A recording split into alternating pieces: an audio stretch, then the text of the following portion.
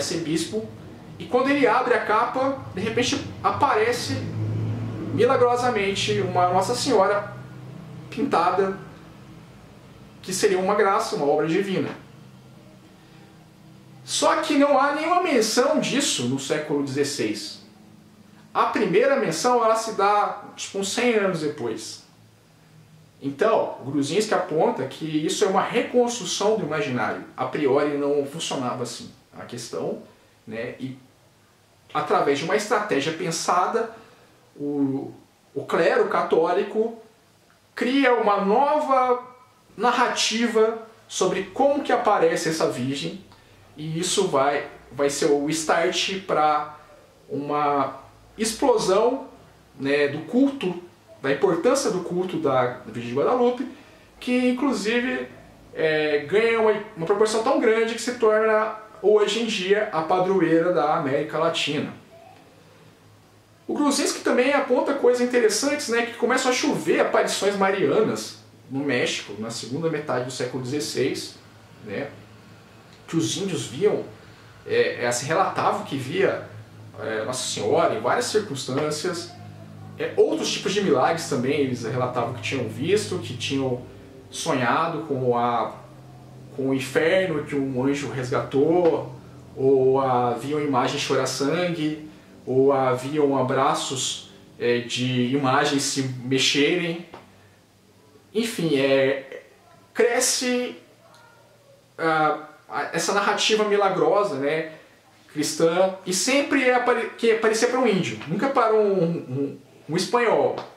O Gruzinski aponta que isso não é por acaso, né, que eles estão num processo de criação de estratégias para agregar esse novo povo a essa cultura cristã.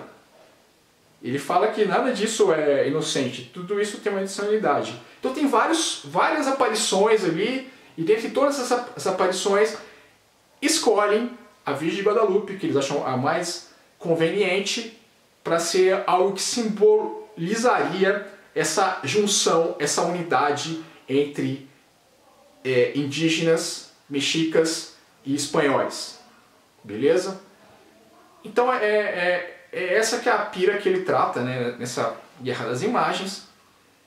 E outra coisa também que ele vai demonstrar em outra obra importante dele, que é o pensamento mestiço, é que há também um movimento progressivo, né, de ensinamento das nobres artes europeias para os indígenas, para os nativos. Então, você vai ver, por exemplo, que eles vão ter o cuidado de trazer da Europa um pintor famoso chamado Pedro de Grande para ensinar os nativos a pintar. Ao mesmo tempo, eles vão fechar as escolas dos nativos e eles vão criar novas escolas artísticas e também que ensinam a escrever, etc. Vão ensinar latim para os nativos, vão ensinar eles a escrever a caligrafia europeia, a se alfabetizar. Então tem toda uma preocupação de civilizá-los, digamos assim. Nesse livro, Pensamento Mestiço, o Gruzinski ele investe no quão essas obras que são produzidas, sobretudo essas pinturas que são produzidas pelos nativos, elas representam, elas mostram, no olhar mais atento, né, vestígios, resquícios de uma cultura pré-colombiana ancestral. Enquanto você vai ver aí a alusão a vários elementos da cultura europeia, clássica, pagã, né? Você vai ver ali alusões ao centauro, né? A Medusa, a toda uma mitologia, né, lá europeia. Você vai ver que isso vai estar sempre entrelaçado com elementos da própria cultura dos caras. Como, por exemplo, o macaco com um brinco, que representa um deus, né, que tinha a ver com o calendário antigo, mexica. Ou, por exemplo, a flor que aparece no afresco, que remete ao peiote, que era o alucinógeno que eles usavam. Então, o que o Gruzinski está querendo dizer com isso é que por mais que os espanhóis tentassem extirpar elementos da cultura mexica, era muito difícil eliminá-los.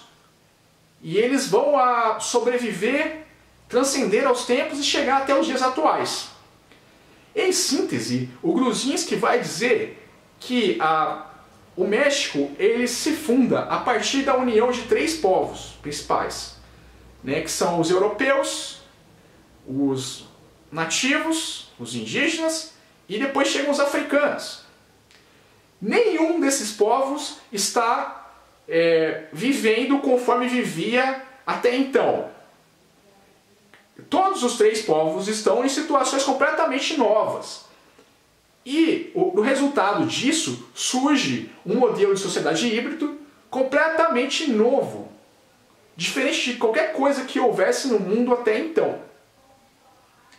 Então, em resumo, o Gruzinski fala que de um processo de adaptação e negociação surge o que chamamos hoje de México, que já não é mais o México pré-colombiano, que já não é mais o pensamento europeu, já não é mais o pensamento africano, mas um conjunto de tudo isso que cria uma coisa original, completamente nova.